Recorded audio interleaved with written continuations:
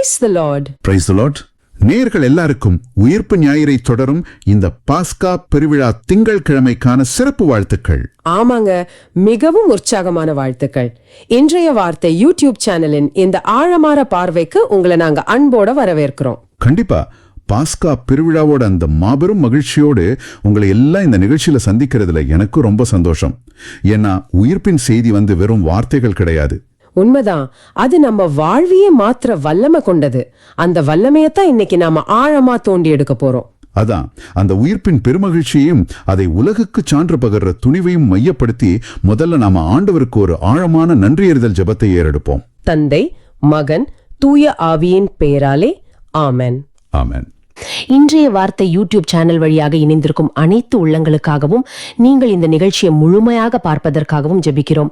ஆண்டவரே, நீர் கொடுத்த இந்த அருமையான நாளுக்காகவும் இந்த உயிருள்ள வாசகம் வழியாக நீர் எங்களோடு பேச போவதற்காகவும் உமக்கு நன்றி கூறுகிறோம். ஆமென். உமது உயிர்ப்பின் மாபெரும் நற்செய்திக்காகவும் ஆண்டவரே உமக்கு நன்றி. இன்றைய வாசகம் எங்கள் உள்ளங்களில் பதியவும் இன்றைய வார்த்தை யூடியூப் சேனல் வழியா இந்த நிகழ்ச்சியை பார்க்கிற எல்லா நேயர்களுக்காகவும் ஜெபிக்கிறோம். நிச்சயமா இந்த வாசகத்தின் வழியா வெளிச்சம் நேயர்களின் வாழ்வில் இறங்கி அவர்களுக்கு மன்னிப்பு, குணமளித்தல், இரக்கம் மற்றும் அருளை பொழிய வேண்டும். மற்றும் எங்களிடம் ஜெப தேவைகளை சொன்ன அனைவருக்காகவும் அவர்களின் நல்ல நோக்கத்திற்கான மன்றாட்டுக்கள் அனைத்தும் விரைவில் நிறைவேறும்படியாகவும் ஜெபிக்கிறோம். இந்த மன்றாட்டுகள் அனைத்தையும் எங்கள் சகோதரரும் ஆண்டவருமான இயேசு கிறிஸ்துவின் பெயரில் திருமுன் வைக்கிறோம் எங்கள் அன்பு தந்தையே. ஆமென். நேர்களே, உங்களது ஜெப தேவைகளை கமெண்டிலோ அல்லது எங்களின் வாட்ஸ்அப்பிலோ தெரிவியுங்கள். நாங்களும் எங்களது தனிப்பட்ட ஜெபத்திலும் ஜெபிக்கிறோம். ஆமா, நீங்க சொல்ற ஜெப தேவைகளுக்காக நாங்க தொடர்ந்து மன்றாடுவோம். சரி, இப்ப அந்த ஆழமான பார்வையோட மையப்பகுதியை நம்ம போலாமா? கண்டிப்பா போலாம். இன்னைக்கு நாம ஒரு 3 முக்கியமான குறிப்புகளை அலச போறோம். மத்தேயு நற்செய்தி 28ஆம் அதிகாரம், திருத்தூதர் பணிகள் 2ஆம் அதிகாரம், அப்புறம் திருத்தந்தை பிரான்சிஸ் அவங்க சொன்ன ஒரு முக்கியமான பதிவு. ரொம்ப சுவாரஸ்யமான தலைப்புகள். பொய்களுக்கும் வரலாற்று உண்மைக்கும் நடுவில் நடந்த ஒரு மாபெரும் போராட்டத்தை தான் நம்ம பார்க்க போறோம் இல்லையா? ஆமாங்க. இத புரிஞ்சுக்க முதல்ல ஒரு சின்ன ஸ்டோரி எனக்கு ஞாபகத்துக்கு வருது. நான் அதை சொல்லட்டுமா? ஓ, தாராளமா சொல்லுங்க. என்ன ஸ்டோரி அது? இப்ப கற்பனை செஞ்சுக்கோங்க, ஒரு ஊர்ல ஒரு பெரிய கொடிய நோய் பரவிடுச்சு. மக்கள்லாம் ரொம்ப பயத்துல இருக்காங்க, கொத்த இறந்துட்டு இருக்காங்க. ரொம்ப பரிதாபமான ஒரு சூழ்நிலை. ஆமா, அந்த நேரத்துல ஒரு நபர் இருட்டிலும் ஆபத்திலும் தன்னுடைய உயிரை பணயம் வச்சு ஊருக்கு ஒதுக்குப்புறமா இருக்கிற ஒரு இருண்ட குகைக்குள்ள போறாரு. அங்க அந்த கொடிய நோய்க்கான மருந்து அவருக்கு கிடைச்சிடுச்சு. வாவ், ஒரு பெரிய திருப்புமுனை. இப்போ அந்த நபர் எப்படி ஃபீல் பண்ணுவாரு? அதான் கேள்வியே. ஒரு பக்கம் அந்த குகையோட இருட்டையும் ஆபத்தையும் நினைச்சு ஒரு பயம் இருக்கும். ஆனா அதே நேரத்துல நமக்கு மருந்து கிடைச்சிடுச்சு, நம்ம ஊரை காப்பாத்திடலாம் அப்படிங்கிற ஒரு எல்லையில்லா பெருமகிழ்ச்சி இருக்கும் இல்லையா? ஆமா, உடம்பு நடுங்கும், ஆனா உள்ளம் துள்ளும். பயமும் பெருமகிழ்ச்சியும் கலந்த ஒரு உந்துதல் அது. கரெக்ட். அந்த உணர்வோட அவர் ஒரு நிமிஷம் கூட தாமதிக்காம தன்னுடைய மக்களுக்காக பறந்து ஓடுவாரு. சரியா? அதே உளவியல் நிலையில தான் இன்றைய வாசகத்துல வர பெண்களை நம்ம பாக்குறோம். ஆமா, மத்தேயு நற்செய்தியில இயேசுவின் கல்லறையை காண வந்த பெண்கள் தூதர் சொன்ன செய்தியை கேட்டதும் எப்படி ரியாக்ட் பண்ணாங்கன்னு பாக்குறோம். ஆனா இதை பற்றி பேசுறதுக்கு முன்னாடி இன்றைய வாசகத்துக்கு முன்னாடி வர வாழ்த்தொலியான திருப்பாடல்கள் 118-24 நாம கவனிக்கணும். கண்டிப்பா, அது ரொம்ப முக்கியமான வசனம். ஆண்டவர் தோற்றுவித்த வெற்றியின் நாள் இதுவே, இன்று அக்களிப்போம் அகமகிழ்வோம். இது வெறும் ஒரு பண்டிகைக்கான வாழ்த்து கிடையாது. இல்லவே இல்ல. இந்த வெற்றியின் நாள் உங்க ஒவ்வொருவருக்கும் ஏன் இவ்வளவு முக்கியமானதுன்னு கொஞ்சம் யோசிச்சு பாருங்க. மனித குலத்தோட மிகப்பெரிய பயமான மரணத்தையும் ஆண்டவர் தோற்கடிச்சிருக்கார். மரணத்துக்கே அங்க தோல்வி அப்படின்னா உங்க அன்றாட வாழ்வுல நீங்க சந்திக்கிற சிறு சிறு தோல்விகள், அவமானங்கள், பொருளாதார நெருக்கடிகள், இது எல்லாம் நினைச்சு நீங்க ஏன் கவலைப்படணும்? சரியா சொன்னீங்க. இது ஆண்டவர் தோற்றுவித்த மாபெரும் வெற்றியின் நாள். அந்த மாபெரும் வெற்றியின் நாளோட தொடக்கத்தை தான் மத்தேயு ரொம்ப அழகா பதிவு செய்றார். 8ஆம் வசனத்தை பாருங்க. சொல்லுங்க. கல்வரியிலே இயேசுவை காண வந்த பெண்கள் கல்லறையை விட்டு விரைவாக புறப்பட்டு சென்றார்கள். அவர்கள் அச்சமுற்றாலும் அதே வேளையில் பெருமகிழ்ச்சி உற்றவர்களாய் அவருடைய சீடருக்கு அறிவிக்க ஓடினார்கள். அச்சமுற்றாலும் அதே வேளையில் பெருமகிழ்ச்சி உற்றவர்களாய். ஆமா, இங்க ஒரு ஆழமான உளவியல் முரண்பாடு இருக்கு. பயம், பெருமகிழ்ச்சி, இந்த 2 உணர்வுகளும் ஒண்ணுக்கொன்னு நேரெதிரானவை இல்லையா? இது எப்படி ஒரே நேரத்துல சாத்தியமாகும்? இது நம்ம சாதாரண வாழ்க்கையோட பொருத்தி பார்த்தா ரொம்ப ஈஸியா புரிஞ்சிடும். இது நீங்க உங்க வாழ்க்கையில உணர்ந்திருக்கீங்களான்னு பாருங்க. ரொம்ப நாளா நீங்க எதிர்பார்த்த ஒரு பெரிய விஷயம் திடீர்னு நடந்துடுது. ஒரு உதாரணத்துக்கு, அதாவது ஒருவேளை நீங்க நினைச்சு பார்க்க முடியாத ஒரு பெரிய வேலையில உங்களுக்கு வாய்ப்பு கிடைச்சிருக்கலாம், அல்லது ஒரு பெரிய விபத்துல இருந்து நூல் இழையில உயிர் தப்பியிருக்கலாம். ஆமா, அந்த நேரத்துல ஒரு அதிர்ச்சி இருக்கும். கரெக்ட். அப்போ இது நிஜம்தானா? இது உண்மையிலேயே எனக்கு தான் நடக்குதா? ஒருவேளை இது கனவா இருந்து கலைஞ்சுடுமோ அப்படிங்கிற ஒரு விதமான பயம் கலந்த படபடப்பு இருக்கும் இல்லையா? கண்டிப்பா இருக்கும். இதய துடிப்பு அதிகமா இருக்கும், கைகள் நடுங்கும். ஆனா அது ஒரு ஆபத்தான பயம் இல்ல, அது ஒரு மாபெரும் ஆச்சரியத்தால வர்ற பயபக்தி கலந்த பிரமிப்பு. அந்த உணர்வை தான் இந்த பெண்கள் அந்த பனி படர்ந்த அதிகாலையில அனுபவிச்சாங்க. ரொம்ப அருமையான விளக்கம். இத உளவியல் ரீதியா பார்த்தா கூட அதீத மகிழ்ச்சியும் எதிர்பாராத அதிர்ச்சியும் மனித மூளையில ஏறக்குறைய ஒரே மாதிரியான இரசாயன மாற்றங்களை தான் உருவாக்குது. ஓ, அப்படியா? ஆமா, அந்த பெண்கள் சில நிமிடங்களுக்கு முன்னாடி வரைக்கும் ஒரு இறந்த உடலுக்கு மரியாதை செலுத்த வந்த ஆழமான துக்கத்தோடு இருந்தாங்க. ஆனா இப்போ அங்கே ஒரு வானதூதர் தோன்றி அவர் உயிருடன் எழுப்பப்பட்டார் அப்படின்னு சொல்றாரு. அந்த அதிர்ச்சியிலிருந்து அவங்க இன்னும் மீண்டிருக்க மாட்டாங்க. கரெக்ட்.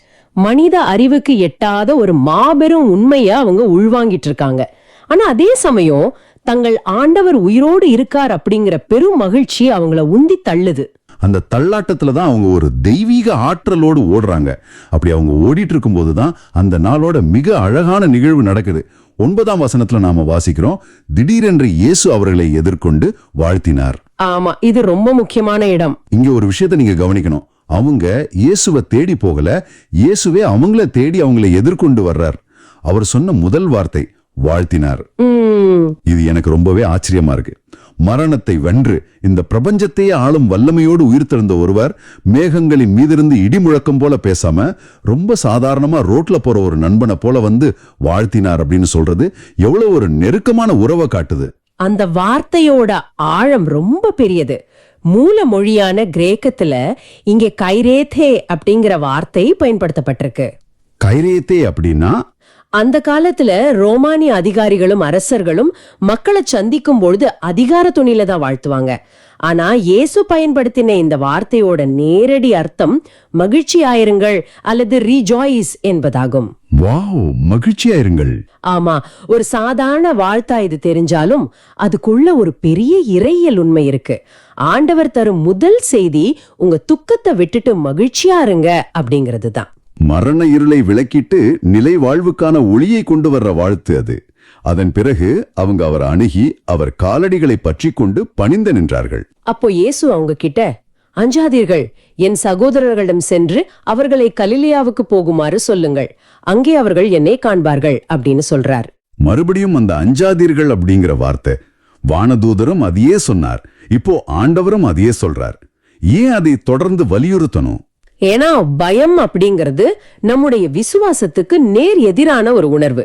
பயம் நம்மள முடக்கிடும், சிந்திக்க விடாம செஞ்சிடும். உண்மைதான். இந்த பெண்கள் உண்மையிலேயே அச்சமும் மகிழ்ச்சியும் கலந்த ஒரு கொந்தளிப்பான உணர்வுல இருந்தாங்க அப்படிங்கறத ஆண்டவர் அறிஞ்சிருந்தார். அவர் மனித உள்ளங்களை ஊடுருவி பார்ப்பவர் இல்லையா? கண்டிப்பா. அதனாலதான் அவங்களுடைய பயத்தை முழுமையா நீக்கி அவங்களுக்கு ஒரு பணியை கொடுக்கிறாரு.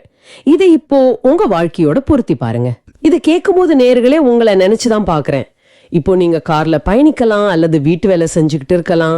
உங்க வாழ்வுல ஒரு பெரிய சவால், ஒரு பயமுறுத்துற சூழ்நிலை வந்திருக்கலாம். ஆமா, நம்ம எல்லார் வாழ்விலையும் அப்படிப்பட்ட தருணங்கள் வரும். அப்ப நம்ம முடங்கி போறோமா, அல்லது உள்ளுக்குள்ள பயம் இருந்தாலும் ஆண்டவர் பார்த்துப்பாருன்னு விசுவாசத்தோடு அந்த பெண்களை போல முன்னோக்கி நடக்கிறோமா? அதான் மைய கருத்து. நீங்க விசுவாசத்தோடு முன்னோக்கி நடக்க தொடங்கும் போதே இலக்குக்காக ஆண்டவர் காத்திருக்க மாட்டாரு. ஆமா, வழியிலே வந்து சந்திப்பார். நீங்க பயணிக்கும் வழியிலேயே உங்களை சந்தித்து அஞ்சாதேன்னு கூறுவார். அந்த முதல் அடியை நீங்க எடுத்து வைக்கிறது தான் ரொம்ப முக்கியம். எவ்வளவு அற்புதமான ஒரு உறுதிப்பாடு இது. நேயர்களே, இது ரொம்ப கவனமா கேட்கணும். ஆமா, இன்னைக்கு உங்க வாழ்க்கையில நீங்க பலவிதமான சவால்களை எதிர்கொள்ளலாம். அது மருத்துவர்களால் கைவிடப்பட்ட நோயாக இருக்கலாம், தீர்க்கவே முடியாத குடும்ப பிரச்சனைகளாக இருக்கலாம், அல்லது உங்க எதிர்காலத்தை பற்றிய பெரிய பயமாக இருக்கலாம். இவை அனைத்தின் முன்பாகவும் ஆண்டவர் உங்களை பார்த்து நேரடியாக சொல்றது இதுதான், அஞ்சாதீர்கள், உங்க பயங்களை என்ன நம்பி விட்டுடுங்க. அது வார்த்தைகள்ல சொல்ல முடியாத ஒரு பெரிய ஆறுதல். இங்க இன்னொரு விஷயத்தையும் நாம ஆழமா பார்க்கணும். அவர் ஏன் அவங்களை கலிலேயாவுக்கு போக சொல்றார்? அவர் எருசலேம் தேவாலயத்திலோ அல்லது ஒரு பெரிய மலை மேலோ தன்னை சந்திக்க சொல்லி இருக்கலாமே. ரொம்ப நல்ல கேள்வி. எருசலேம் அப்படிங்கிறது மதத்தின் மையம், அதிகாரத்தின் மையம். ஆனா கலிலேயா அப்படி இல்ல. அது சாதாரண மக்களோட சாதாரண வாழ்விடம். கரெக்ட். மீன் பிடிக்கும் வலைகள், வரி வசூலிக்கும் இடங்கள், புழுதி பறக்கும் தெருக்கள் நிறைந்த இடம். அங்கே சந்திக்கலாம் அப்படின்னு அவர் சொல்றது அதிகார மையங்களை விட்டுட்டு சாதாரண மனிதர்களோட வாழ்க்கைக்குள்ள அவர் இறங்கி வரதை காட்டுது இல்லையா? சரியா சொன்னீங்க. ஆண்டவர் எங்கே உங்களை சந்திக்க விரும்புறார் தெரியுமா? நீங்க ஏதோ ஒரு பெரிய இடத்துக்கு போய் தான் அல்லது பெரிய பெரிய காரியங்களை செஞ்சுதான் அவரை பார்க்கணும்னு இல்ல. ஆமா, உங்க அன்றாட வாழ்வின் சாதாரண சூழ்நிலைகளிலேயே, உங்க சமையல் அறையில, நீங்க வேலை செய்யற அலுவலகத்துல, நீங்க பயணம் செய்யற பஸ்ல, உங்க குடும்பத்தோட அன்றாட போராட்டங்கள்ல உங்களை சந்திக்க ஆண்டவர் காத்துட்டு இருக்கார் அப்படிங்கறத தான் இந்த கலிலேயா பயணம் நமக்கு உணர்த்துது. உங்க அன்றாட வாழ்க்கையோட ஒவ்வொரு நொடிக்குள்ளும் ஆண்டவர் நுழைய விரும்புறார். நீங்க இப்போ உங்க அன்றாட வேலைகளை செஞ்சுக்கிட்டே இந்த ஆழமான உரையாடலை கேட்டுட்டு இருக்கலாம். நினைவுல வச்சுக்கோங்க, நீங்க இருக்கிற அந்த இடம்தான் உங்க கலிலேயா. அங்கேதான் ஆண்டவர் உங்களை சந்திக்கிறார். சரி, ஒரு புறம் இந்த பெண்கள் ஒளியையும் உண்மையையும் சுமந்துகிட்டு பெருமகிழ்ச்சியோட ஓடிட்டு இருக்காங்க. ஆமா, இது ஒரு அழகான காட்சி. அப்படியே மறுபுறம் பாருங்க, முற்றிலும் மாறுபட்ட ஒரு காட்சி விரியுது. அதே சமயம் இன்னொரு குழுவும் ஓடிட்டு இருக்காங்க. ஆனா அவங்க மகிழ்ச்சியால ஓடல, பயத்தாலும் பதற்றத்தாலும் ஓடிட்டு இருக்காங்க. 11ஆம் வசனத்திலிருந்து பார்த்தோம்னா, காவல் வீரர்கள் சிலர் நகரத்துக்குள்ள சென்று நிகழ்ந்தவை யாவற்றையும் தலைமை குருக்களுக்கு அறிவிக்கிறாங்க. இங்கே இருளின் சதித்திட்டம் தொடங்குது. பெண்கள் உண்மையை சுமந்து சீடர்கள் கிட்ட ஓடுறாங்க. ஆனா காவல் வீரர்களோ உண்மையை சுமந்துகிட்டு அதை எப்படி மறைக்கிறதுன்னு திட்டமிடுற அதிகார மையங்கள் கிட்ட ஓடுறாங்க. எவ்வளவு பெரிய முரண்பாடு பாருங்க. 12 மற்றும் 13ஆம் வசனங்கள்ல அவங்க மூப்பர்களுடன் கூடி ஆலோசித்து ஒரு பயங்கரமான முடிவை எடுக்கிறாங்க. படை வீரருக்கு மிகுதியாக பணம் கொடுத்து, நாங்கள் தூங்கி கொண்டிருந்த போது இயேசுவின் சீடர் இரவில் வந்து அவரது உடலை திருடி சென்று விட்டனர் என சொல்லுங்க அப்படின்னு சொல்றாங்க. ஒரு நிமிஷம், இங்கே நான் தர்க்க ரீதியா ஒரு கேள்வியை கேட்க விரும்புறேன். இதை கொஞ்சம் யோசிச்சு பாருங்க. சொல்லுங்க. நாங்க தூங்கி கொண்டிருந்த போது திருடி சென்று விட்டனர் அப்படின்னு சொல்றாங்களே, இதை விட ஒரு முட்டாள்தனமான பொய் உலகத்துல இருக்க முடியுமா? நிஜமா? தூங்கிட்டு இருந்த ஒரு நபருக்கு திருடியது யார் அப்படின்னு எப்படி உறுதியா தெரியும்? ஒருவேளை முழிச்சிட்டு இருந்தா சீடர்கள் திருடினாங்க நாங்க பார்த்தோம் அப்படின்னு சொல்லலாம். ஆமா. தூங்கி இருந்தா நாங்க தூங்கிட்டோம், யார் திருடினாங்கன்னு தெரியல அப்படின்னு தான் சொல்ல முடியும். ஆனா நாங்க தூங்கும்போது சீடர்கள் திருடினாங்க அப்படின்னு சொல்றது ஒரு மிகப்பெரிய தர்க்க முரண்பாடு. இது எப்படி மக்கள் கிட்ட எடுபடும் அவங்க நினைச்சாங்க? இது ரொம்பவே ஆழமான ஒரு கேள்வி. மேலோட்டமா பார்த்தா இது உலகத்தோட மிக முட்டாள்தனமான ஒரு வதந்தி தான். ஆனா இங்கே நாம புரிஞ்சுக்க வேண்டிய ஒரு கசப்பான உண்மை இருக்கு. மக்கள் எப்பொழுதும் தர்க்கத்தை பார்த்து நம்புறதில்ல. யார் சொல்றாங்க, எவ்வளவு அதிகாரத்தோடு சொல்றாங்க, அது தங்களுடைய நம்பிக்கைகளுக்கு சாதகமா இருக்கா அப்படிங்கறத பார்த்துதான் நம்புறாங்க. கரெக்ட். ஒரு பொய்ய அதிகாரம் மிக்கவர்கள் திரும்ப திரும்ப சொல்லும் போது சாதாரண மக்கள் கேள்வி கேட்காம அதை அப்படியே ஏத்துக்குவாங்க அப்படிங்கிற அந்த சமூக உளவியலை தான் தலைமை குருக்கள் தங்களுக்கு சாதகமா பயன்படுத்தினாங்க. அதாவது இன்றைய நவீன உலகத்துல நடக்கிற அதே விஷயம்தான். சமூக வலைத்தளங்கள்ல, வாட்ஸ்அப்ல நமக்கு வர பல செய்திகளை பாருங்க. ஆமா, நிறைய வதந்திகள் வருது. போலி செய்திகள் எப்படி மின்னல் வேகத்துல பரவுது. அந்த செய்திகள்ல எந்த லாஜிக்கும் இருக்காது, அடிப்படை ஆதாரமும் இருக்காது. ஆனா அது ஒரு பெரிய ஆளோ அல்லது ஒரு பெரிய அமைப்போ சொல்லும் போது நாமும் உண்மையை ஆராயாம அதை அப்படியே நம்பி பரப்பிடுறோம். உண்மைதான். இந்த நெட்வொர்க் ஆஃப் லைஸ், அதாவது பொய்களின் வலைப்பின்னல் 2000 வருஷத்துக்கு முன்னாடியே எப்படி செயல்பட்டு இருக்கு பாருங்க. அது மட்டும் இல்ல, அந்த பொய்ய உருவாக்குறதுக்கு உங்க கொடுத்த விலைய பாருங்க. படை வீரருக்கு மிகுதியாக பணம் கொடுத்தார்கள் அப்படின்னு வாசகம் சொல்லுது. உண்மையை மறைக்கிறதுக்கு எப்பொழுதும் நிறைய முதலீடு செய்ய வேண்டியிருக்கு. பொய்க்கு நிறைய விலை கொடுக்கணும். ஆனா உண்மையை இலவசமா சொல்லலாம். அந்த பெண்கள் ஒரு காசு கூட வாங்காம ஓடி போய் உண்மையை அறிவிச்சாங்க. ஆனா இந்த படை வீரர்கள் உண்மையை மறைக்க பெருந்தொகைய பெற்றுக்கிட்டாங்க. அதோட இன்னொரு முக்கியமான விஷயத்தையும் அந்த அதிகார வர்க்கம் செய்யுது. 14ஆம் வசனத்தை பாருங்க. ஆளுநர் இதை கேள்வியுற்றால் நாங்கள் அவரை நம்பச் செய்து நீங்கள் தொல்லைக்கு உள்ளாகாதபடி பார்த்துக் கொள்வோம் அப்படின்னு சொல்றாங்க. இதுலதான் ஒரு பெரிய அரசியலே இருக்கு. எனக்கு தெரிஞ்சு ரோம பேரரசோட சட்டப்படி ஒரு வீரன் காவல்ல இருக்கும்போது தூங்கிட்டா அது தேச துரோக குற்றமாக கருதப்படும் இல்லையா? ஆமா, அதற்கான தண்டனை மரண தண்டனை. அப்படி இருக்கும்போது இந்த சாதாரண காவல் வீரர்கள் ஆளுநர் பிலாத்து கிட்ட போய் நாங்க டியூட்டில இருக்கும்போது தூங்கிட்டோம் அப்படின்னு எப்படி தைரியமா சொல்ல முடியும்? அவங்க தங்கள் சொந்த மரண சாசனத்திலே கையெழுத்து போறதுக்கு சமம் அல்லவா அது? மிகச்சரியா பிடிச்சிங்க. ரோமானிய ராணுவ சட்டம் ரொம்ப கடுமையானது. முத்திரையிடப்பட்ட ஒரு கல்லறையை காவல் காக்க தவறியவர்களுக்கு மரண தண்டனை தான் உறுதி. அப்போ எப்படி ஒத்துக்கிட்டாங்க? அதுலதான் தலைமை குருக்களோட அதிகாரம் வெளிப்படுது. நாங்க ஆளுநரை சரிகட்டி விட்டுறோம், உங்க உயிருக்கு எந்த ஆபத்து வராம நாங்க பாதுகாத்துக்குவோம் அப்படின்னு ஒரு உத்தரவாதத்தை தராங்க. ஆஹா. அதிகாரம் எப்படி தங்களுக்குள் ஒரு கூட்டணியை அமைச்சுக்கிட்டு சாமானியர்களை, அதாவது இந்த காவலர்களை பகடைக்காய்களா பயன்படுத்துது அப்படிங்கறத நம்ம இங்க தெளிவா பார்க்க முடியுது. பணமும் பாதுகாப்பும் கிடைக்கும் அப்படிங்கிற உத்தரவாதம் வந்த உடனே தங்களுக்கு தெரிஞ்ச மிகப்பெரிய உண்மையை அவங்க சாதாரணமா குடிதோண்டி புதைக்க தயாராயிட்டாங்க. இது உங்க ஒவ்வொருவரோட அலுவலக வாழ்க்கையிலும் அன்றாட வாழ்க்கையிலும் எவ்வளவு பொருந்தி போகுதுன்னு பாருங்க. நீங்க வேலை செய்யற இடத்துல ஒரு பெரிய தவறு நடக்குது அல்லது ஒரு ஊழல் நடக்குதுன்னு வச்சுக்குவோம். உங்களுக்கு உண்மை தெரியும். ஆமா. ஆனா உங்க மேல மேலதிகாரி உங்களை அமைச்சு இத பத்தி யார்கிட்டயும் மூச்சு விடாத, உனக்கு ப்ரமோஷன் தரேன், உன் வேலைக்கு எந்த பாதிப்பும் வராம நான் பாத்துக்கிறேன் அப்படின்னு சொல்றத நினைச்சு பாருங்க. ரொம்ப தர்ம சங்கடமான நிலைமை. அந்த நேரத்துல நாம என்ன முடிவெடுக்க போறோம்? தங்களை காத்துக்கொள்ள அல்லது ஒரு சிறு லாபத்துக்காக உண்மையை சாதாரணமா மறைச்சிடுறோமே. அதுவும் இந்த ரோமானிய காவலர்கள் செஞ்சதும் ஒண்ணுதானே. அந்த ஒப்பீடு ரொம்ப கடுமையானது, ஆனா 100க்கு 100 உண்மையானது. 15ஆம் வசனம் ஒரு சோகமான குறிப்போடு முடியுது. அவர்களும் பணத்தை பெற்றுக்கொண்டு தங்களுக்கு அவர்கள் சொல்லிக் கொடுத்தவாறே செய்தார்கள். இந்நாள் வரை இந்த வதந்தி யூதரிடையே பரவி இருக்கிறது. ஒரு பொய் எப்படி ஒரு தலைமுறையை ஏமாத்துது பாருங்க. வெறும் சில வெள்ளி நாணயங்களுக்காகவும் பதவியை காப்பாற்றிக் கொள்வதற்காகவும் அவங்க சொன்ன அந்த பொய் பல 100 ஆண்டுகளா ஒரு சமூகத்தையே உண்மைக்கு குருடாக்கிடுச்சு. எவ்வளவு பெரிய சோகம் இது! உண்மையிலே நம்ம மனசாட்சியை உழுக்கும் ஒரு விஷயம். ஆமா. ஒரு பக்கம் பயம், ஆச்சரியம், மகிழ்ச்சி, அன்பு, விசுவாசம் அப்படின்னு அந்த பெண்களோட பயணம் இருக்கு.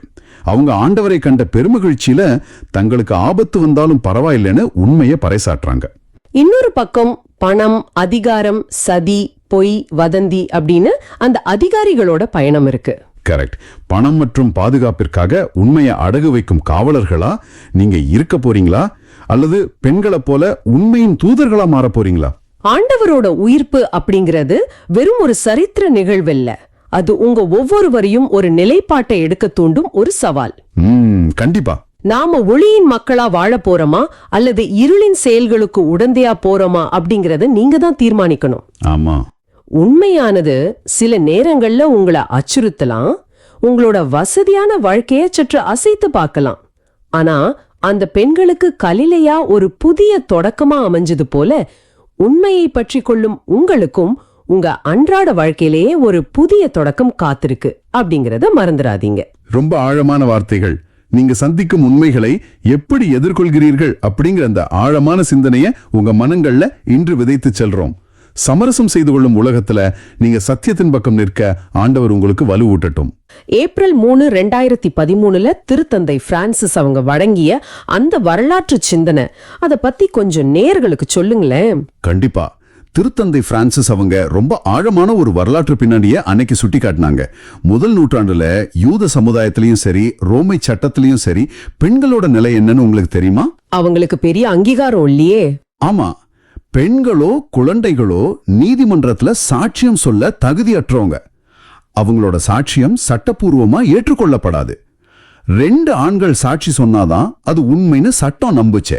அப்படியானால் ஒருவேளை இயேசு உயிர்த்தெழுந்தார் அப்படிங்கறத நிரூபிக்க சீடர்கள் ஒரு போலி கதைய, அதாவது ஒரு கற்பனையான நிகழ்வை உருவாக்கி இருந்தாங்கன்னா என்ன நடந்திருக்கும்? அவங்க நிச்சயம் ஆண்களை தான் சாட்சிகளா எழுதியிருப்பாங்க. சரியா சொன்னீங்க. வரலாற்று ஆசிரியர்கள் இத தர்ம சங்கடத்தின் அளவுகோல்னு சொல்லுவாங்க. அதாவது ஒரு புது மதத்தை உருவாக்கணும்னு சீடர்கள் பொய் சொல்ல நினைச்சிருந்தா ஒருபோதும் பெண்களை முதல் சாட்சிகளா வச்சிருக்க மாட்டாங்க.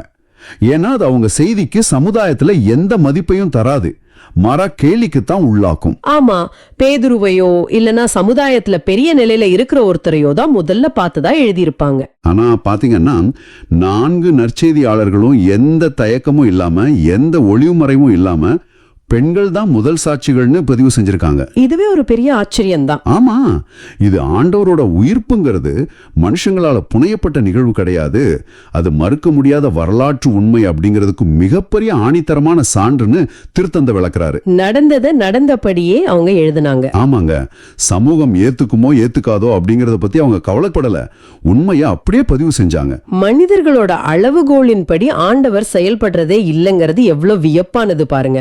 ஆண்டவர் பிறக்கும்போது சமூகத்தால புறக்கணிக்கப்பட்ட எளிய இடையர்கள் தான் மாபெரும் நற்செய்தியை முதல்ல கேட்டாங்க. இப்போ உயிர்ப்பின் போது சமூகத்துல சாட்சியம் சொல்லவே தகுதியற்றவங்கன்னு ஒதுக்கப்பட்ட பெண்கள் தான் முதல் சாட்சிகளா மாறுறாங்க. இறைவனோட பார்வையில யார் தகுதியானவங்கிறது முற்றிலும் மாறுபட்டது இல்லையா? நேயர்களே, இது உங்களுக்கான செய்தி, ரொம்ப முக்கியமான செய்தி இது. தற்கால சமுதாயத்துல உங்களை தகுதியற்றவங்க யாராவது ஒதுக்கினா இல்ல உங்க பின்னணியை வச்சு உங்களை குறைவா மதிப்பிட்டா நீங்க கவலைப்படாதீங்க. ஆண்டவர் தன்னுடைய மாபெரும் இறையாட்சி பணிக்கு உலகத்தின் கண்களுக்கு தகுதியற்றவங்களா தெரியறவங்கள தான் தேர்ந்தெடுக்கிறாரு. ஆமா, குறிப்பா விசுவாசத்தை குடும்பத்திலையும் சமுதாயத்திலையும் கடத்துறதுல தாய்மார்களுக்கும் பெண்களுக்கும் இருக்கிற தனித்துவமான பங்கை நம்ம இங்க கட்டாயம் பதிவு செய்யணும். உண்மைதான். குடும்பம் என்னும் திருவாவையில அந்த தாய்மார்கள் தான் உயிர்த்த ஆண்டவரோட முதல் நற்செய்தியாளர்கள். அருமையான வார்த்தைகள். பெண்கள் இப்படி தனிப்பட்ட முறையில ஆண்டவரோட உயிர்ப்பை சுவைத்து சாட்சி பகர்ந்தாங்க. ஆனா இந்த சாட்சியம் எப்படி பொது வழியில ஒரு மாபெரும் தீயா பரவச்சுங்கிறத நாம இன்றைய முதல் வாசகத்துல பாக்குறோம். ஆமா, திருத்தூதர் பணிகள் 2ஆம் அதிகாரம், பெந்தகோஸ்து நாள், தூய ஆவியின் வல்லமை இறங்கி வந்த நாள். இது ஒரு மிகப்பெரிய மாற்றம் இல்லையா? கண்டிப்பா. திருத்தூதர் பணிகள் 2:14 பேதுரு 11 எழுந்து நின்னு உரத்த குரல்ல பேசுறாரு. இங்கதான் நாம ஒரு பெரிய ஆச்சரியத்தை பார்க்கணும். பேதுரு யாரு? கொஞ்ச நாளைக்கு முன்னாடி பயந்து ஓடிய அதே பேதுரு தான். ஆமா, 3 வாட்டி ஆண்டவரே தெரியாதுன்னு மறுதலிச்சவரு. கண்டிப்பா. ஆனா இப்போ அதே எருசலேம் மக்கள் மத்தியில எவ்வளவு தைரியமா பேசுறாரு. இயேசுவோட வல்ல செயல்களையும் அடையாளங்களையும் மக்கள் அறிவாங்கிறத ரொம்ப துணிச்சலா சுட்டி காட்டுறாரு. அந்த எருசலேம் மக்களுக்கு இயேசு யாருன்னு நல்லாவே தெரியும்னு அவருக்கு புரியுது. ஆமா, ஆனா இதுல 23ஆம் வசனத்துல இருக்கிற ஒரு முக்கியமான பகுதியை நீங்க பார்க்கணும். அதாவது, கடவுள் தாம் வரையறுத்துள்ள திட்டத்தின்படியும் தம் முன்னறிவின்படியும். இதான் அந்த வார்த்தை, முன்னறிவு, அதாவது foreknowledge. சரியா சொன்னீங்க. இயேசுவின் பாடுகள் ஏதோ தற்செயலா நடந்த ஒண்ணு கிடையாது. அது ஆண்டவரோட துல்லியமான திட்டம். ஆனா இங்கதான் ஒரு சுவாரஸ்யமான விஷயம் இருக்கு. எனக்கு ஒரு சந்தேகம். சொல்லுங்க. ஆண்டவர் ஒரு திட்டத்தை வச்சிருந்தாருங்கிறது சரி, ஆனா அதை செயல்படுத்தினது யாரு? சட்டமறியாத மனிதர்கள் இல்லையா? ஆமா, யூத தலைவர்களும் ரோமானியர்களும் தான். அப்படியானால் மனிதர்களோட தவறுகளையும் அவங்க செய்யற பாவங்களையும் ஆண்டவர் தன் நன்மைக்காக பயன்படுத்துகிறாரா? இது ரொம்ப அற்புதமான ஒரு கேள்வி. பாத்தீங்கன்னா, ஆண்டவர் யாரையும் பாவம் செய்ய தூண்டுறது கிடையாது. அந்த மனிதர்கள் அவங்களோட சுதந்திரத்தை பயன்படுத்தி தப்பான முடிவுகள் எடுத்தாங்க. அவங்களா செஞ்ச அநீதி அது. நிச்சயமா. ஆனா ஆண்டவரோட திட்டம் எவ்வளவு பெரியதுன்னா, அந்த மனிதர்கள் செய்யற இருண்ட காரியங்களை கூட ஒரு பெரிய நன்மைக்காக மாட்டும் வல்லமை அவருக்கு இருக்கு. இப்போ இதை கேட்டுக்கிட்டு இருக்கிற உங்களை பார்த்து நாங்க சொல்றோம், நீங்க உங்க வாழ்க்கையில நடக்கிற அநீதிகளோ தோல்விகளோ ஆண்டவரோட கட்டுப்பாட்டை மீறி நடப்பவை அல்ல. ஆமா, பல நேரங்கள்ல நாம நினைப்போம், ஏன் எனக்கு இந்த அநீதி நடக்குது, ஆண்டவர் கைவிட்டுட்டாரான்னு. ஆனா உண்மை அது கிடையாது. உங்களுக்கு விரோதமா நடக்கிற இருண்ட தருணங்களையும் அவர் ஒரு பெரிய நன்மைக்காக மாற்ற முடியும்ன்ற நம்பிக்கையை நீங்க இன்னைக்கு பற்றி கொள்ளணும். எவ்வளவு பெரிய ஆறுதல் இது. சரி, இப்ப அடுத்த வசனத்துக்கு போவோம். 24ஆம் வசனத்துல ஒரு பெரிய வெற்றி பிரகடனம் இருக்கு. மரண வேதனையை நின்று விடுவித்து உயிர்த்தெழச் செய்தார். மரணம் அவரை தன் பிடியில் வைத்திருக்க முடியவில்லை. இந்த மரணத்தின் பிடி அல்லது மரண வேதனைன்னு சொல்றாங்களே, அதோட மூல கிரேக்க வார்த்தையை நான் பார்த்தேன். ஓடின் அப்படின்னு ஒரு வார்த்தை சொல்லப்படுது. ஆமா, ஓடின். அதோட உண்மையான அர்த்தம் என்னன்னு பாத்தீங்கன்னா, ஒரு குழந்தை பிறக்கும் போது ஏற்படும் பிரசவ வேதனைன்னு சொல்றாங்க. பர்த் பேங்ஸ். இது எவ்வளவு ஆழமான ஒரு கருத்து பாருங்க. மரணம் வழக்கமா எல்லாரையும் விழுங்கிடும். ஆமா, மரணம்னா ஒரு முற்றுப்புள்ளி. ஆனா இயேசுவ மரணத்தால முழுங்க முடியல. அவர் உள்ள போனதும் அந்த மரணத்துக்கு ஒரு பிரசவ வேதனை வந்துருச்சு. அப்படியா? ஏன்னா இயேசு வாழ்வின் ஊற்று இல்லையா? கண்டிப்பா. அதனால மரணம் அவரை தன் பிடியில வச்சுக்க முடியாம அவர் உயிர்த்தெழுதலுக்கு பிரசவிக்க வேண்டிய கட்டாயம் ஏற்பட்டுருச்சு. வாவ்! மரணம் இயேசுவை பிரசவித்தது. இதை கேட்கும் போதே சிலிர்க்குது. ஆமா, இதை இன்னைக்கு கேட்கிற நேர்கள் தங்கள் வாழ்க்கையோட எப்படி பொருத்தி பார்க்கலாம்னா, நீங்க பல நேரங்கள்ல தீர்க்க முடியாத பிரச்சனைகளை சந்திக்கலாம். ஒரு டெட் எண்ட், அதாவது ஒரு முட்டுச்சந்தில நித்திர மாதிரி தோணலாம். அது ஒரு தொழில் முடக்கமா இருக்கலாம், உறவுகள்ல ஏற்படுற விரிசலா இருக்கலாம், ஏன் பல வருஷமா வாட்டுற ஒரு நோயா கூட இருக்கலாம். கண்டிப்பா. இது எல்லாமே ஒரு மரண இருள் மாதிரி உங்களை சூழ்ந்து நிக்கலாம். ஆனா அந்த இருளை உடைத்தெறியும் அதே உயிர்த்தெழுதலின் வல்லமை என்று உங்களுக்கும் தரப்பட்டுள்ளது. எவ்வளவு பெரிய நம்பிக்கை இது! அந்த இருள் உங்களை விழுற முடியாது. அது ஒரு புதிய ஆசீர்வாதத்தை பிரசவிக்க போகுது. நிச்சயமா. இதையே தான் பேதுருவும் மக்களுக்கு விளக்குறாரு. அவர் சும்மா சொல்லல, திருப்பாடல்கள் நூல்ல இருந்து ஒரு பெரிய ஆதாரத்தை முன்வைக்கிறாரு. 25-31 வரையிலான வசனங்கள்ல பேதுரு தாவீது அரசனின் வார்த்தைகளை மேற்கோள் காட்டுறாரு. ஆமா, தாவீது சொல்றாரு, என் வலப்பக்கம் உள்ளார், உமது தூயவனை படுகுழியை காணவிட மாட்டீர் அப்படின்னு. இங்கேதான் ஒரு பெரிய கேள்வி வருது. இந்த திருப்பாடல்கள் பகுதியை படிக்கும்போது தாவீது தன்னை பத்தி பாடுறாருன்னு தானே தோணும். சாதாரணமா படிச்சா அப்படிதான் தோணும். ஆனா பேதுரு இங்க ஒரு ஆழமான விஷயத்தை உடைக்கிறாரு. என்ன சொல்றாரு? தாவீது இறந்து அடக்கம் செய்யப்பட்டார், அவர் கல்லறை இன்றும் எருசலேம்ல இருக்கிறது அப்படின்னு சொல்றாரு. ஓ, அப்ப தாவீதோட உடல் மண்ணுல மக்கி போச்சு. கண்டிப்பா. அப்படியானால் தாவீது தன்னை பற்றி பேசவில்லை, ஏன்னா அவர் ஒரு இறைவாக்கினர். ஆமா, தாவீது அரசன் மட்டும் இல்ல, அவர் ஒரு இறைவாக்கினரும் கூட. அதனால வரப்போகும் மெசியாவை குறித்து இந்த இறைவாக்கு உரைத்தார். தன்னோட சந்ததியில வரப்போற இயேசுவின் ஆன்மா பாதாளத்துல விடப்படாதுங்கிறத முன்னறிவித்தார். இந்த இடத்துல ஒரு விஷயத்த நான் பாக்குறேன். நம்மள பலர் மனிதர்கள் கொடுக்கிற வாக்குறுதிகளை நம்பி ஏமாந்திருக்கலாம். உண்மைதான். இன்னைக்கு வாக்கு கொடுப்பாங்க, நாளைக்கு மறந்துருவாங்க. ஆனா பாருங்களேன், ஆண்டவர் தாவீதுக்கு கொடுத்த வாக்குறுதியை எத்தனை நூற்றாண்டுகள் கடந்தாலும் மறக்காமல் தன் மகன் வழியாய் நிறைவேற்றி இருக்கிறார். எவ்வளவு பெரிய ஆச்சரியம் இது! இதுல இருந்து என்ன புரியுதுன்னா, ஆண்டவர் தன்னோட வார்த்தையில எப்பவுமே உண்மையுள்ளவரா இருக்கிறாரு. கண்டிப்பா உங்க வாழ்க்கையில ஆண்டவர் கொடுத்த வாக்குறுதி நிறைவேற கொஞ்சம் தாமதமானாலும் அவர் அதை நிச்சயமா தன் மகன் வழியாய் நிறைவேற்றுவார். ஆமா. அடுத்து பேதுரு தன்னோட உரையை எப்படி முடிக்கிறாருன்னு பாத்தீங்கன்னா, நாங்கள் அனைவரும் சாட்சிகள் அப்படின்னு பிரகடனப்படுத்துகிறார். 32-33 வசனங்கள்ல இதை நம்ம பார்க்கலாம். இயேசு ஆண்டவரின் வலது பக்கத்துக்கு உயர்த்தப்பட்டு வாக்களிக்கப்பட்ட தூய ஆவியை தந்தையிடமிருந்து பெற்று பொழிந்தருளினார். நாம் காண்பதும் கேட்பதும் அதுதான். இப்போ அந்த மக்கள் பார்க்கிற அந்த பெந்தகோஸ்தே நாளின் வல்லமை எல்லாமே தூய ஆவியானவரோட பொழிவுதான். ஆமா, உயிர்த்தெழுதல் அப்படிங்கிறது ஏதோ வரலாற்று புத்தகத்துல இருக்கிற ஒரு நிகழ்வு மட்டுமில்ல. அது முடிஞ்சு போன ஒரு விஷயம் கிடையாது. நிச்சயமா இல்ல. அது இன்றும் வாழும் ஒரு உண்மை. இன்னைக்கு தூய ஆவியானவர் நம்மோடு இருக்காரு.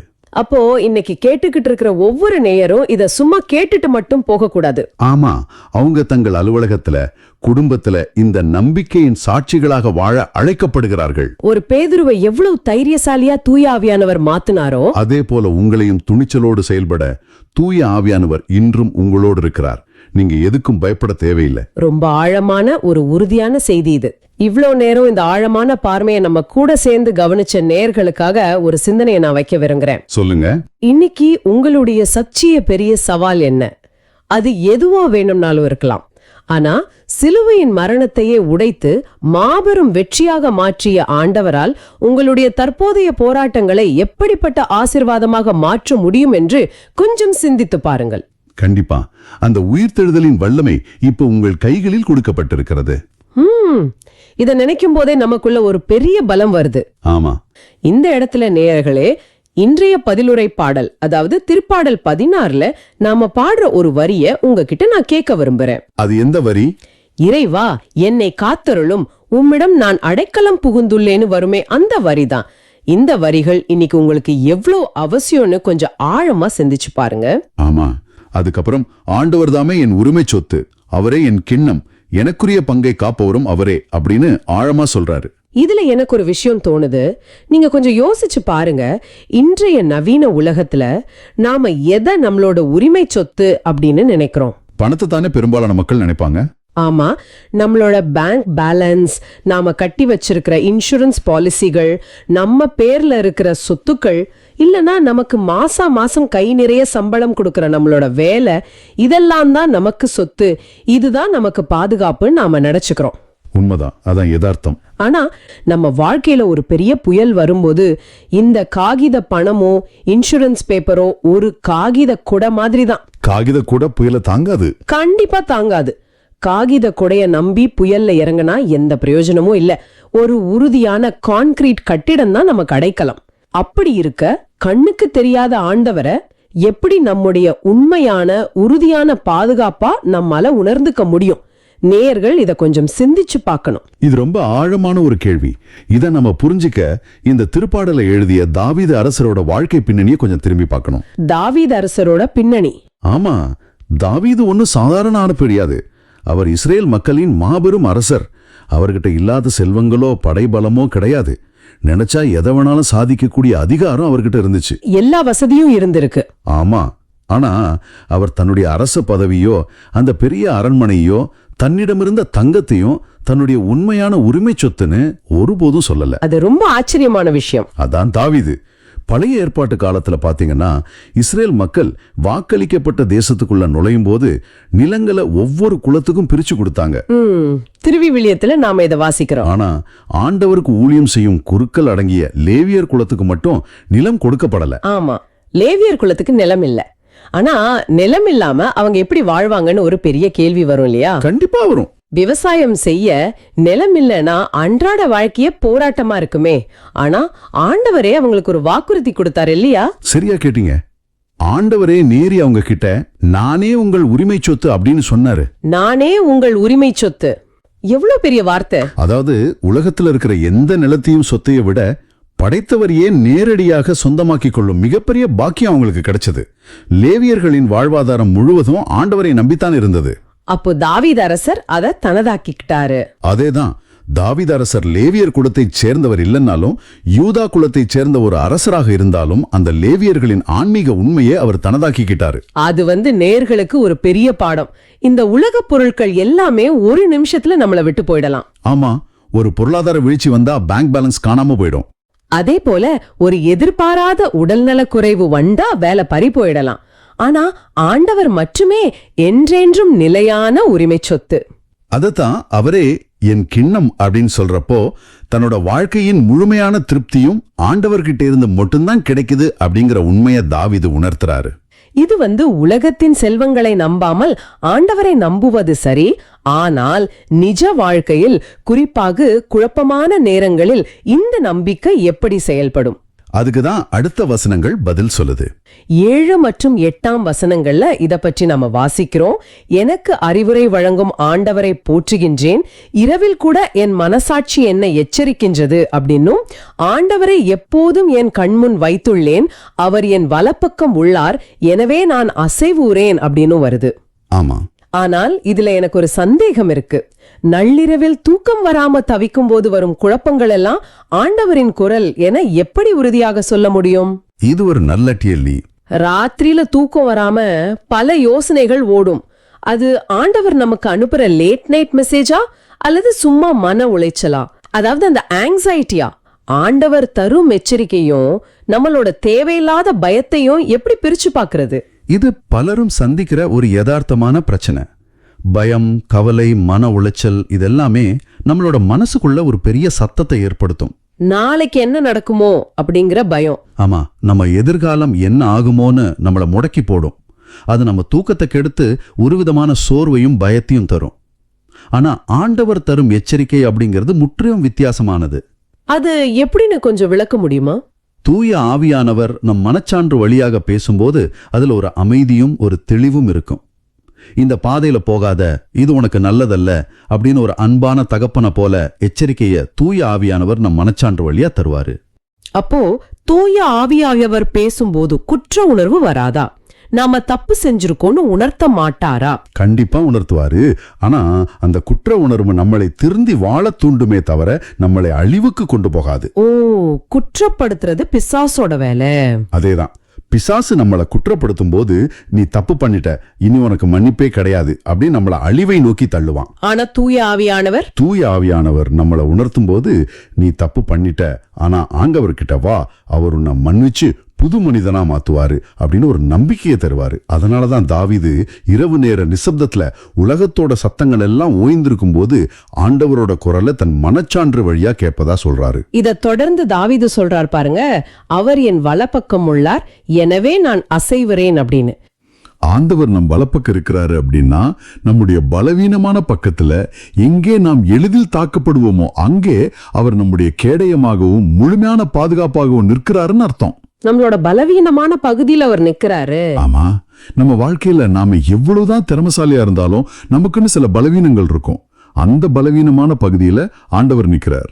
அது ரொம்ப ஆறுதலான ஒரு விஷயம். அவர் வலப்பக்கம் இருக்கும்போது எத்தகைய நவீன கால நெருக்கடிகள் வந்தாலும் சரி, அது பொருளாதார பிரச்சனையோ குடும்ப பிரச்சனையோ ஆரோக்கிய குறைவோ எது வந்தாலும் சரி, நாம எந்த புயலுக்கும் சாயாமல் உறுதியா நிற்போம் அப்படிங்கறத இந்த வசனம் நேயர்களுக்கு ஆழமா உணர்த்துது. இந்த நம்பிக்கையின் உச்சகட்டத்தை நாம 9 முதல் 11 வரையிலான வசனங்கள்ல வாசிக்கிறோம். ஆண்டவர் வலப்பக்கம் இருப்பதால் கிடைக்கும் இறுதி பலன் என்ன? வசனம் ரொம்ப அழகா சொல்லுது. என் இதயம் அக்களிக்கின்றது, என்னை பாதாளத்திடம் ஒப்புவிக்க மாட்டீர், மற்றும் வாழ்வின் வழியை நான் அறியச் செய்வேர் அப்படின்னு வருது. இங்க அந்த வாழ்வின் வழி அப்படிங்கிற வார்த்தைகளை நான் ரொம்ப ரசிச்சேன். அது ஏன்? ஏன்னா நம்ம வாழ்க்கையில எத்தனையோ முறை நாம தப்பான பாதையில போயிடுறோம். ஆனா ஆண்டவர் ஒரு வழிகாட்டும் கருவி மாதிரி, அதாவது நம்ம வாகனங்கள்ல பயன்படுத்துற ஜிபிஎஸ் மாதிரி செயல்படுறாரு. ஜிபிஎஸ் ரொம்ப பொருத்தமான உதாரணம். நாம தடமாறி போகும்போது ஒரு நல்ல ஜிபிஎஸ் எப்படி உடனே புதிய வழியை கண்டுபிடிச்சு நம்மள சரியான பாதையில கொண்டு சேர்க்குமோ, அப்படி தூய ஆவியானவர் நம்மை வழி நடத்துறாரு. ஆமா. ஆனா இந்த வசனங்கள்ல தாவீது என்னை பாதாளத்திடம் ஒப்புவிக்க மாட்டேன் அப்படின்னு சொல்றது இன்றைய சூழல்ல மரணத்தை நோக்கி போய்கொண்டிருக்கும் மனித குலத்திற்கு என்ன நம்பிக்கையை தருது? இத நாம வெறும் தாவீது அரசரோட சாதாரண வார்த்தைகளா சுருக்கிட முடியாது. இன்னைக்கு நாம கொண்டாடுவது பாஸ்கா எண்கிழமை பெருவிழா காலம், அதாவது உயிர்ப்பின் காலம். ஆமா. அந்த பின்னணியில பார்க்கும்போது இது இயேசு கிறிஸ்துவின் உயிர்ப்பை குறிக்கும் ஒரு மிக முக்கியமான இறைவாக்கு. இத நான் கொஞ்சம் விளக்கமா சொல்றேன். சொல்லுங்க. புதிய ஏற்பாட்டுல தூய ஆவியானவர் திருத்தூதர்கள் மீது இறங்கிய பின்பு பேதுரு மக்கள் முன்னாடி தன் முதல் சொற்பொழிவை நிகழ்த்துவாரு. அப்போ அவர் இதே திருப்பாடல் வசனங்களை அப்படியே மேற்கோள் காட்டுவார். அவரு மக்கள்கிட்ட ஒரு கேள்வியை வைப்பாரு. தாவீது அரசர் என்னை பாதாளத்திடம் ஒப்புவிக்க மாட்டேன்னு சொன்னாரே, ஆனா தாவீது இறந்து அடக்கம் செய்யப்பட்டார், அவர் கல்லறை இன்றும் நம்ம கிட்ட இருக்கே, அப்போ அவர் எப்படி தன்னை பாதாளத்திடம் ஒப்புவிக்க மாட்டேன்னு சொல்ல முடியும் அப்படின்னு கேட்பாரு. தாவீது தன்னை பற்றி பேசல, வரப்போகிற மெசியாவை பற்றி பேசியிருக்காருன்னு பேதுரு விளக்குற. தாவீது ஒரு இறைவாக்கினர் என்பதால் அவர் வரப்போகும் மெசியாவை, அதாவது இயேசு கிறிஸ்து மரணத்தை வென்று உயிர்த்தெழுவதை பற்றி முன்னறிவித்தார் என்று பேதுரு ரொம்ப தெளிவா விளக்குறாரு. இயேசு உயிர்த்தெழுந்தார். இயேசுவின் ஆன்மா பாதாளத்தில் விடப்படவில்லை, அவருடைய உடல் அழிவை காணவில்லை, அவர் உயிர்த்தெழுந்தார். இந்த இறைவாக்கு நமக்கு என்ன சொல்லுதுன்னா, ஆண்டவர் இயேசு மரணத்தை வென்று உயிர்த்தெழுந்தது போல அவர் மீது நம்பிக்கை வைக்கும் நமக்கும் மரணம் ஒரு முற்றுப்புள்ளி கிடையாது. மரணம் ஒரு முற்றுப்புள்ளி கிடையாது, அது ஒரு கமா மாதிரி தொடருது. இன்றைய சூழல்ல நிறைய பேர் மரணத்தை பார்த்தோ அல்லது வாழ்க்கையில நடக்கிற எதிர்பாராத பேரிழப்புகளை பார்த்தோ பாதாளத்துல விழுந்த மாதிரி முடங்கி போயிடுறாங்க. என் வாழ்க்கை இருண்டு போச்சுன்னு நினைப்பாங்க. ஆமா, இதுக்கு மேல எனக்கு ஒன்னும் இல்லைன்னு நினைக்கிறாங்க. அவங்களுக்கு இது பெரிய நம்பிக்கை. ஆண்டவர் நம் ஆன்மாவை பாதாளத்திடம் ஒப்புவிக்க மாட்டாரு. அவர் நம்மை மரணத்திலிருந்து மீட்டு தனது முன்னிலையில் நிறைவான மகிழ்ச்சியையும் தன் வலப்பக்கத்தில் எப்போதும் அழிவில்லாத நிலைவாழ்வை நமக்கு தர்றாரு. நிலைவாழ்வு, அதுதான் இறுதி பரிசு. பாதாளத்திடம் ஒப்புவிக்க மாட்டார் அப்படிங்கிற உறுதிமொழி நமக்கு எந்த இருளான சூழ்நிலையிலும் ஒரு மிகப்பெரிய நம்பிக்கையையும் ஒளியையும் தருது. நமக்கு வரப்போறது நிலைவாழ்வு. அங்க கண்ணீரோ கவலையோ அழிவோ கிடையாது. உலகப் பொருட்கள் எல்லாம் தற்காலிகமானது. ஆமா, அது புயலில் முறியும் மரக்கிளைகள் போன்றது. ஆனால் ஆண்டவர் தரும் பாதுகாப்பும் அவர் நம் ஆன்மாவுக்கு தரும் நிலைவாழ்வும் என்றென்றைக்கும் நிரந்தரமானது. மரணம் என்பது முடிவல்ல, அது நிலைவாழ்வின் வாசல் அப்படிங்கிற அந்த நம்பிக்கை உண்மையிலே நம்ம இதயத்தை அக்களிக்க செய்யுது. சில நேரங்கள்ல நம்ம வாழ்க்கையே ஒரு இருண்ட படுகுழிய மாறிடுச்சுன்னு நம்ம நினைக்கலாம். அதான் தீராத கடன், தீர்க்க முடியாத நோய், உடைந்த உறவுகள், இப்படி பல விஷயங்கள். மத்தவங்க உங்களை பார்த்து இவங்க வேலை முடிஞ்சது, இனி எழவே மாட்டாங்கன்னு உங்க மேல ஒரு கல்லறைய கட்டி மூடி இருக்கலாம். ஆனா ஒரு மாபெரும் உண்மை என்னன்னா, எப்படி இயேசுவை அந்த மரண வேதனையை நின்று கடவுள் விடுவித்தாரோ, எப்படி மரணம் அவரை தன் பிடியில வச்சிருக்க முடியலையோ, அதே போல நீங்க இருக்கிற அந்த படுகுழியும் உங்களை நிரந்தரமா பிடிச்சு வச்சிருக்க முடியாது. கண்டிப்பா அந்த பிரச்சனைகள் உங்களை அழிக்க முடியாது. ஆண்டவர் இயேசுவுக்கு எப்படி வாழ்வின் வழியை காட்டினாரோ அதே போல உங்களுக்கும் வாழ்வின் வழியை அவர் அறியச் செய்வார். ஆமாங்க, உங்க படுகுழிகள் திறக்கப்படும், நீங்க திரும்ப எழுந்து நிப்பீங்க. ஆமென். எவ்வளவு நம்பிக்கையூற்ற வார்த்தைகள். நேர்களே, நாம இப்போ இந்த ஆழமான பார்வையின் நிறைவு பகுதிக்கு வந்துட்டோம். ஆனா இத முடிக்கிறதுக்கு முன்னாடி நீங்க சிந்திக்க ஒரு ஆழமான கருத்தை உங்க முன் நான் வைக்க விரும்புறேன். அந்த இறுதியான சிந்தனை என்னன்னு சொல்லுங்க. மத்தேயு நற்செய்தியில அந்த பொய்யான வதந்திய பத்தி ஒரு வரிய பார்த்தோம் இல்லையா? காவலர்கள் பணத்தை வாங்கி கொண்டு செய்தார்கள். இந்நாள் வரை இந்த வதந்தி யூதரிடையே பரவி இருக்கிறதுன்னு வாசிக்கிறோம். ஆமா, பணத்தால உண்மையை மறைக்க பார்த்தாங்க. இதை நாம ரொம்ப கவனமா பார்க்கணும். உண்மையை மறைக்க உலகம் அன்றும் சரி இன்றும் சரி பல தந்திரங்களை செய்யுது. பணத்தை கொட்டி அதிகாரத்தை பயன்படுத்தி பொய்களை விலைக்கு வாங்குது. அந்த வதந்தி பல தசாப்தங்கள் கடந்து மத்திய நற்செய்தி எழுதப்படுற காலம் வரை நிலைத்திருந்துச்சு. இன்னும் கூட பல வடிவங்கள்ல ஆண்டவரோட உண்மைக்கு எதிராக பொய்கள் பரப்பப்பட்டுக்கிட்டு தான் இருக்கு. உண்மைதான். ஆனா அதை கண்டு நாம பயப்பட தேவையில்ல. ஏன்னா பொய்யின் வேர்கள் எப்பவுமே பலவீனமானது. உண்மைய சொல்ல தயங்குற ஒரு சமுதாயத்துல தான் பொய்கள் ஆதிக்கம் செலுத்தும். சரியா சொன்னீங்க. நாம உண்மையை சொல்ல தயங்க கூடாது. அதனாலதான் நேயர்களே உங்ககிட்ட நான் கேக்குறேன், ஆண்டவரோட உயிர்ப்பை சுவைத்துள்ள சாட்சிகளாகிய நாம தூங்கிக் கொண்டிருந்த காவலர்களைப் போல பொய்களுக்கு துணை போக போறோமா? இல்லன்னா அற்ப லாபங்களுக்காக உண்மையை மறைக்க போறோமா? அப்படி இல்லைன்னா ஆண்டவரை கண்ட பெருமகிழ்ச்சியில தங்களோட பயத்தை ஓரம் கட்டிட்டு ஓடிய அந்த பெண்களையும் தூய ஆவியின் வல்லமையால பொது வழியில துணிவோடு நின்ற பேதுருவையும் போல சத்தியத்தின் சாட்சிகளா நிற்க போறோமா? இதை நீங்க ஆழமா சிந்திச்சு பாருங்க. நாம கண்டிப்பா தூங்கும் காவலர்களா இருக்க கூடாது. ஓடும் நற்செய்தியாளர்களா தைரியமா பேசுற பேதுருவா இருக்கவே அழைக்கப்பட்டிருக்கோம். இப்போ நாம் கண்களை மூடி ஒரு சிறிய ஜெபத்தை செய்து இந்த தேடலை நிறைவு செய்வோம். அன்பான ஆண்டவரே, இந்த அருமையான நாளுக்காக நீர் எங்களுக்கு தந்த இந்த ஜீவனுள்ள வார்த்தைகளுக்காக உமக்கு நன்றி செலுத்துகிறோம். நீர் மட்டுமே எங்கள் உரிமை சொத்து.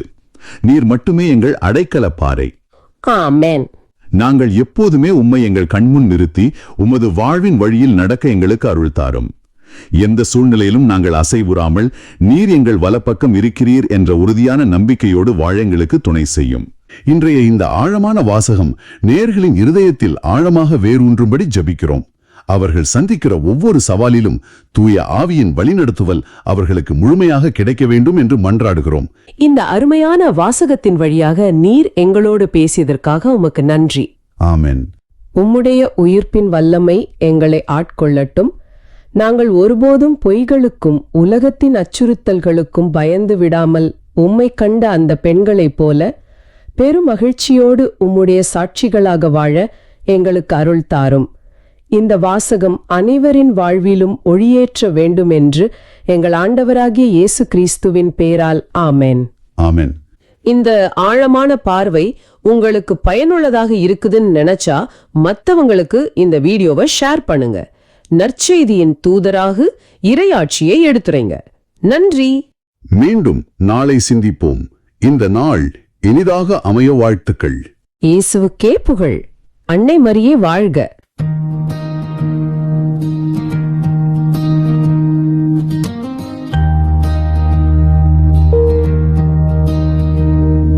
இறைவா என்னை காத்தருளும், உம்மிடம் நான் அடைக்கலம் புகுந்துள்ளேன். இறைவா என்னை காத்தருளும், உம்மிடம் நான் அடைக்கலம் புகுந்துள்ளேன்.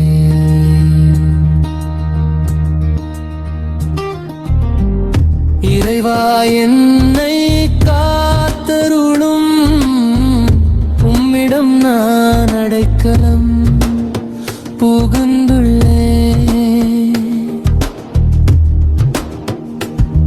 நான் ஆண்டவரிடம் மொழி நீரே என் தலைவள், உம்மையன்றி வேறு செல்வம் எனக்கு இல்லை என்று சொன்னேன். இறைவா என்னை காத்தருளும், உம்மிடம் நான் அடைக்கலம் புகுந்துள்ளேன்.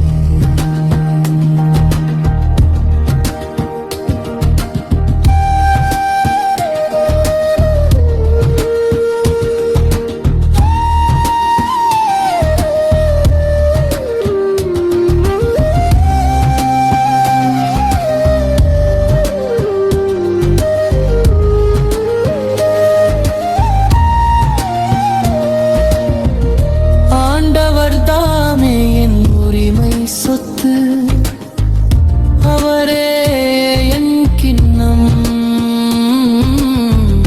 எனக்குரிய பங்கை காப்பவரும் அவரே, எனக்கு அறிவுரை வழங்கும். கொள்கின்றேன். இரவில் கூட என் மனச்சான்று என்னை எச்சரிக்கின்றது. ஆண்டவரை எப்போதும் என் கண்முன் வைத்துள்ளேன். அவர் என் வலப்பக்கம் உள்ளார், எனவே நான் செய்கிறேன். இறைவா என்னை காத்தருளும், உம்மிடம் நான் அடைக்கலம் புகழ்ந்துள்ளேன்.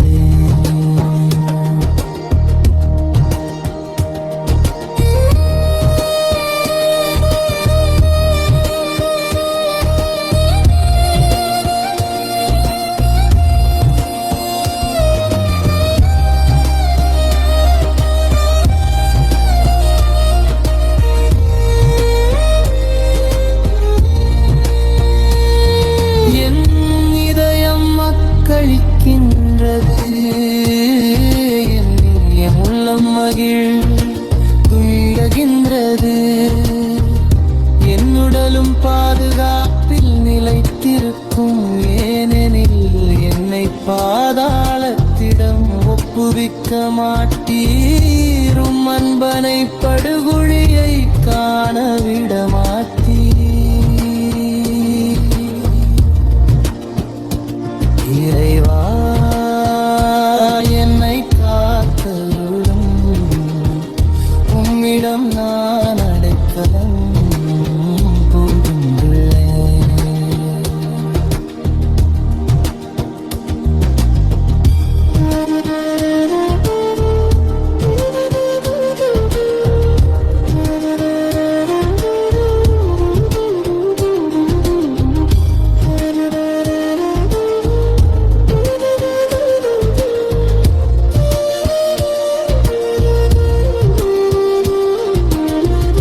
வாழ்வின் வழியை நான் அறியச் செய், உமது முன்னிலையில் எனக்கு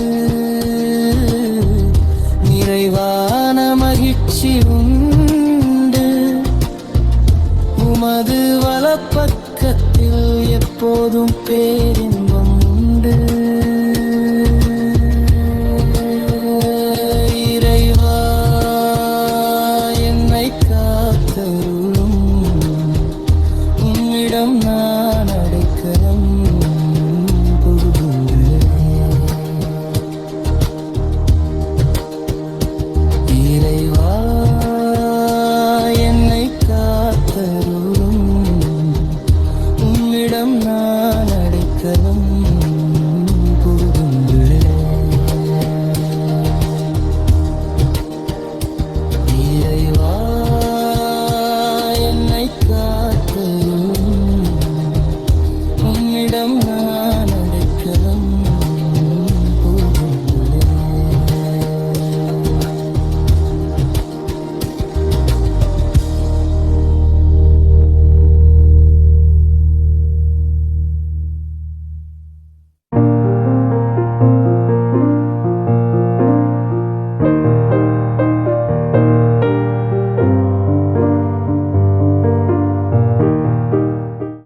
நீங்கள் காண்பவற்றை காணும் வாய்ப்பை பெற்றோர் பேறு பெற்றோர். ஏனெனில் பல இறைவாக்கினர்களும் அரசர்களும் நீங்கள் காண்பவற்றை காண விரும்பினார்கள், ஆனால் அவர்கள் காணவில்லை. நீங்கள் கேட்பவற்றை கேட்க விரும்பினார்கள், ஆனால் அவர்கள் கேட்கவில்லை என நான் உங்களுக்கு சொல்கிறேன்.